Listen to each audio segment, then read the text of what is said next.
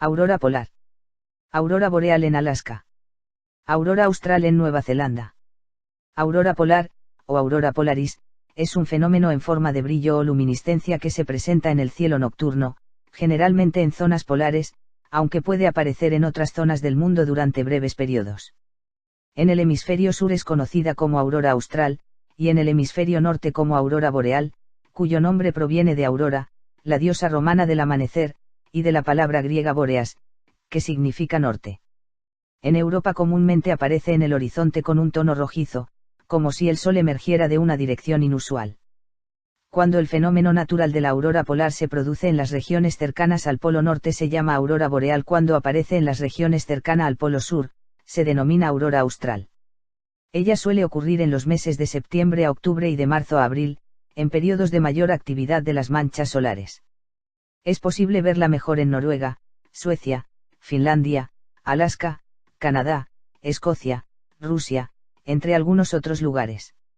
La aurora boreal es un fenómeno natural que provoca una luminosidad maravillosa, llenando el cielo de colores perfectas y una belleza indescriptible. ¿Qué sucede cuando los vientos solares afectan al campo magnético de la Tierra? Las partículas liberadas en explosiones solares quedan retenidas en la atmósfera, causando erupciones en la superficie de la estrella y dando lugar a las tormentas solares. Los mejores momentos para observarlas son entre septiembre y marzo en el hemisferio norte, aurora boreal, y entre marzo y septiembre en el hemisferio sur, aurora austral. Origen. Una aurora se produce cuando una eyección de partículas solares cargadas choca con la magnetosfera de la Tierra. Esta esfera que nos rodea obedece al campo magnético generado por el núcleo de la Tierra, formada por líneas invisibles que parten de los dos polos, como un imán. Además existen fenómenos muy energéticos, como las fulguraciones o las eyecciones de masa coronal que incrementan la intensidad del viento solar. Cuando dicha masa solar choca con nuestra esfera protectora, estas radiaciones solares, también conocidas con el nombre de viento solar, se desplazan a lo largo de dicha esfera. En el hemisferio que se encuentra en la etapa nocturna de la Tierra en los polos, donde están las otras líneas de campo magnético, se va almacenando dicha energía hasta que no se puede almacenar más, y esta energía almacenada se dispara en forma de radiaciones electromagnéticas sobre la ionosfera terrestre, creadora, principalmente, de dichos efectos visuales.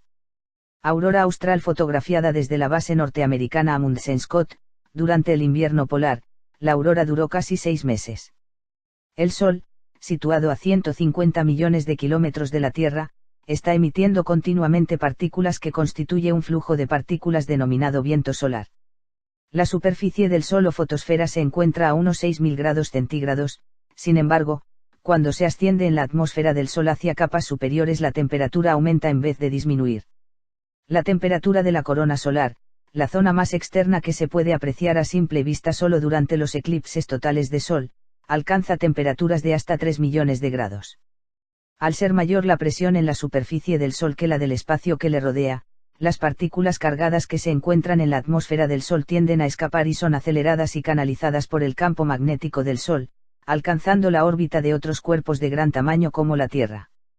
Además existen fenómenos muy energéticos, como las fulguraciones o las eyecciones de masa coronal que incrementan la intensidad del viento solar.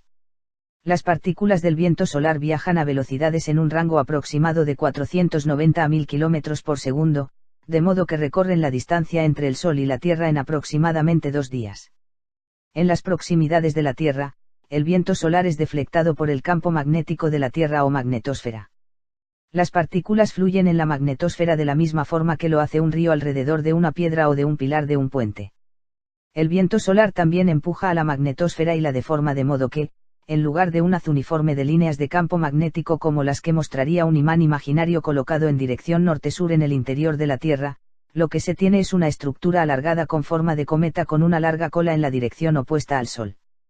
Las partículas cargadas tienen la propiedad de quedar atrapadas y viajar a lo largo de las líneas de campo magnético, de modo que seguirán la trayectoria que le marquen estas.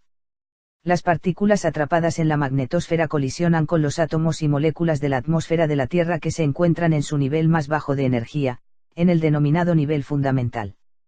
El aporte de energía proporcionado a estas provoca estados de alta energía también denominados de excitación.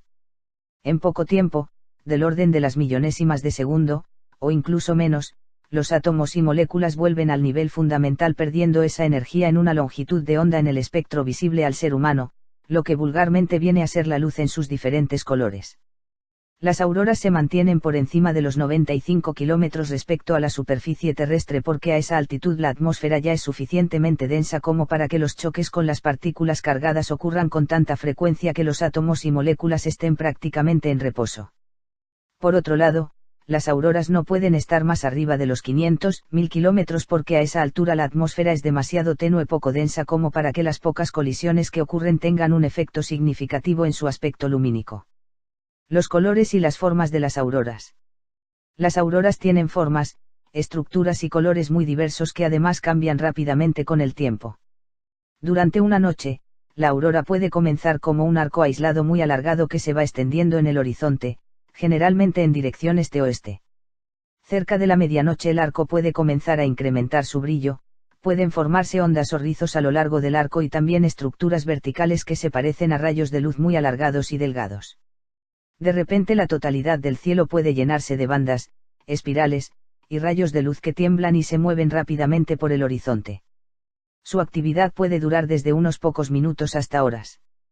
Cuando se aproxima el alba todo el proceso parece calmarse y tan solo algunas pequeñas zonas del cielo aparecen brillantes hasta que llega la mañana. Aunque lo descrito es una noche típica de auroras, nos podemos encontrar múltiples variaciones sobre el mismo tema. Los colores que vemos en las auroras dependen de la especie atómica o molecular que las partículas del viento solar excitan y del nivel de energía que esos átomos o moléculas alcanzan. Por ejemplo, no es lo mismo que la excitación se produzca en una zona con una atmósfera con niveles muy altos de oxígeno que en otra con niveles muy bajos de este. El oxígeno es responsable de los dos colores primarios de las auroras. El verde/amarillo se produce a una longitud de onda energética de 557,7 nm, mientras que el color más rojo lo produce una longitud menos frecuente en estos fenómenos, a 630,0 nm. Para entender mejor esta relación se recomienda buscar información sobre el espectro electromagnético, en especial el rango visible. El nitrógeno, al que una colisión le puede desligar alguno de sus electrones de su capa más externa, produce una luz azulada, mientras que las moléculas de helio son muy a menudo responsables de la coloración rojo/púrpura de los bordes más bajos de las auroras y de las partes más externas curvadas. El proceso es similar al que ocurre en los tubos de neón de los anuncios o en los tubos de televisión. En un tubo de neón, el gas se excita por corrientes eléctricas y al perder su energía en forma de luz se forma la típica luz rosa que todos conocemos.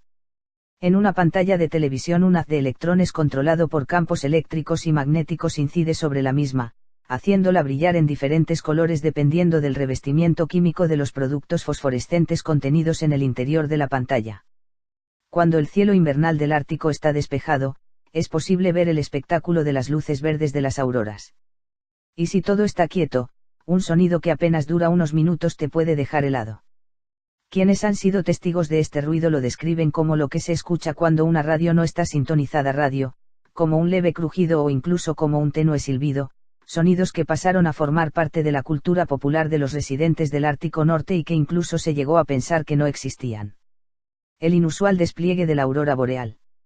Una noche de 1990, en una de sus visitas a Lapland, en el norte de Finlandia, el investigador Unto Laine, profesor de la Universidad Aalto, en Helsinki, escuchó unos sonidos muy bajos, pero extraños que venían de la aurora boreal. Hacía -32°C. Y este episodio nunca dejó de darme vueltas, le cuenta a BBC Mundo. Así que decidió aclarar el misterio del sonido de las auroras, pues algunos expertos insistían que estas luces estaban demasiado lejos como para que se pudieran oír, si es que emitían algún sonido.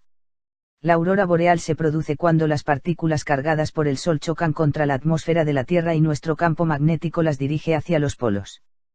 Por eso se habla de aurora boreal para el polo norte y de austral para el sur.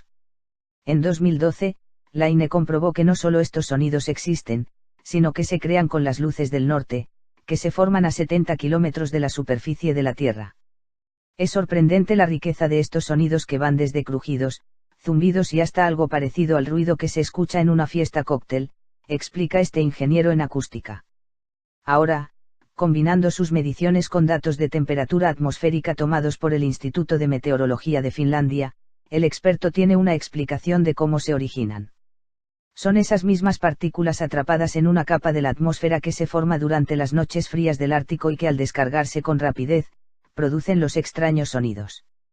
La clave de esto está en lo que se conoce como la capa invertida, una región de la atmósfera donde con la altura también aumenta la temperatura.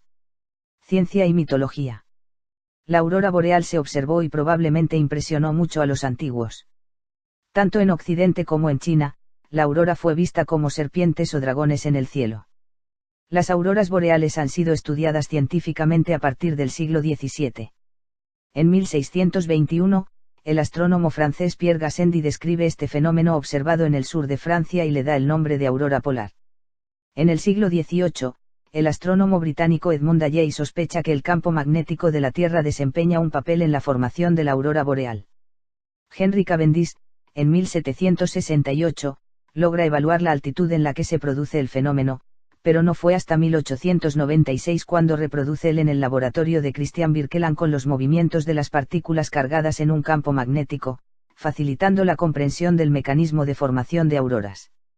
Auroras en otros planetas. Auroras observadas en el UV en Júpiter. Este fenómeno existe también en otros planetas del Sistema Solar, los cuales tienen comportamientos similares al planeta Tierra. Tal es el caso de Júpiter y Saturno, que poseen campos magnéticos más fuertes que la Tierra. Urano y Neptuno también poseen campos magnéticos y ambos poseen amplios cinturones de radiación. Las auroras han sido observadas en ambos planetas con el telescopio Hubble. Los satélites de Júpiter, especialmente I con acento O, presentan gran presencia de auroras. Las auroras han sido detectadas también en Marte por la nave Mars Express, durante unas observaciones realizadas en 2004 y publicadas un año más tarde. Marte carece de un campo magnético análogo al terrestre, pero sí posee campos locales, asociados a su corteza. Son estos, al parecer, los responsables de las auroras en este planeta.